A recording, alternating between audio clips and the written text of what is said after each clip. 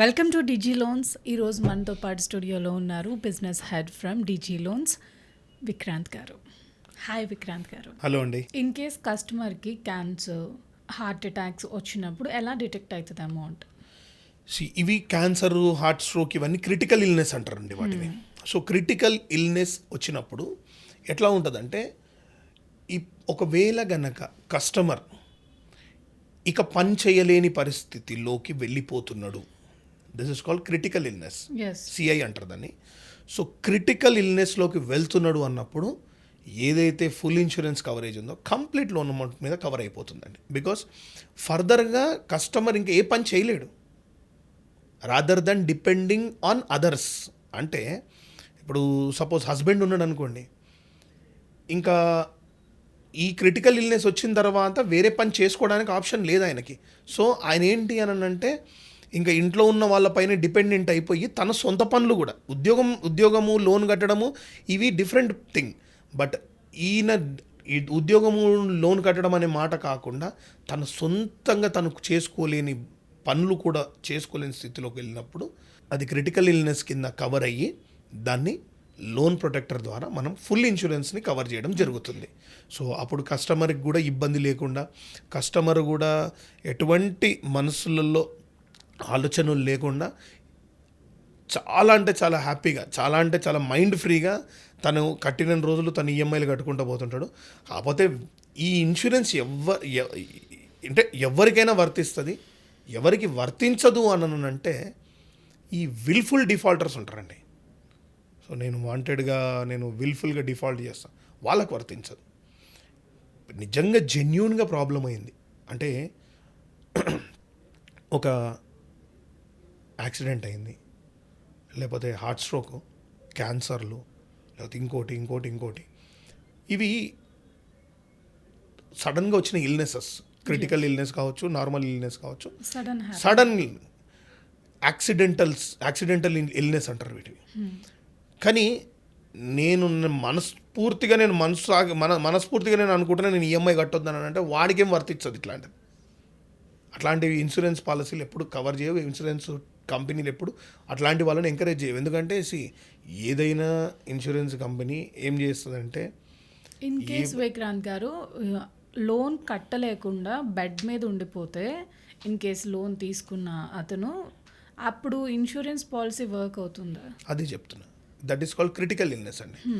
100% తను completely loan కట్టలేని పరిస్థితిలో, అంటే లోన్ కట్టడం పక్క పెట్టేసండి, ఇంకా లోన్ గురించి క్రిటికల్ ఇల్నెస్ వచ్చిన తర్వాత లోన్ అనేది secondary word. In case check చేస్తారు, ఇన్సూరెన్స్ టీమ్ వాళ్ళని వచ్చి చెక్ చేస్తారు, 100% చెక్ చేస్తారు.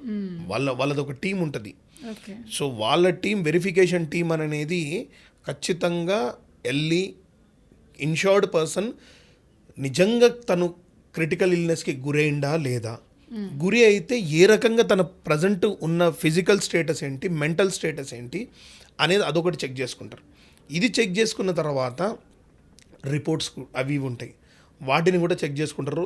ప్లస్ ఏదైతే హాస్పిటల్లో తను చూయించుకుంటాడో దాంతో కొద్దిగా క్రాస్ చెక్ చేస్తారు 100%. ఎందుకంటే నిజంగా జెన్యూన్ ఉందా ఏంది అని అనేది వాళ్ళ క్రాస్ చెక్ వాళ్ళు చేసుకుంటారు. సో పోస్ట్ దట్ అప్పుడు ఏమవుతుంది అంటే, మీకు ఇది వన్స్ రిపోర్ట్స్ అన్నీ ఓకే ఉన్నాయి, మనకు ప్రాపర్గా ఉన్నాయని తెలిసిన రెండో క్షణము వీళ్ళకు లోన్ అనేది ఇన్షూర్డ్ పర్సన్కి కంప్లీట్లీ లోన్ అనేది కవరేజ్ చేయడం జరుగుతుందండి. చిల్డ్రన్ ఎడ్యుకేషన్ కూడా కవర్ అవుతుందా అండి జాబ్ పోతే కనుక? చిల్డ్రన్ ఎడ్యుకేషన్ యాక్చువల్గా ఏంటి అంటే లోన్ అమౌంట్ మనకు రిటర్న్ వచ్చేస్తుంది. చిల్డ్రన్ ఎడ్యుకేషన్కి దీనికి సంబంధం లేదు. బట్ మ్యాటర్ ఏంటి అంటే, ఇన్సూరెన్స్లో ఒకవేళ ఆ టైంలో తీసుకునే ఆ పాలసీలో కనుక ఈ టర్మ్ మెన్షన్ చేస్తుంటే అప్పుడు కవర్ అవుతుంది. బట్ మీకు ప్రతి insurance company unless and until your loan is totally insured మీకేం సపోర్ట్ చేయకుండా చేయలేదు. ఇన్ ఫ్రాక్చర్స్ అయితే 100% చేస్తుందండి. 100% ఫ్రాక్చర్స్ అదే వాటిని పార్షల్ ఇల్నెస్ అంటారు. సో అప్పుడు పార్షల్ ఇల్నెస్కి అప్పుడు ఒకవేళ మన లోన్ అమౌంట్ 10 లక్షలు అనుకోండి, పార్షల్ ఇల్నెసెస్కి కొంతమేర మాత్రం సహాయం చేస్తుంది. Say 30-40% or 50% of the loan amount. Waiting period of critical illness Vikrant గారు?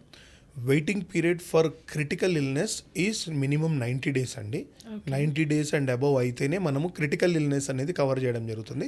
General normal illness like heart stroke ఇవన్నీ మనకు 30th డే నుంచే కవర్ అవుతాయి.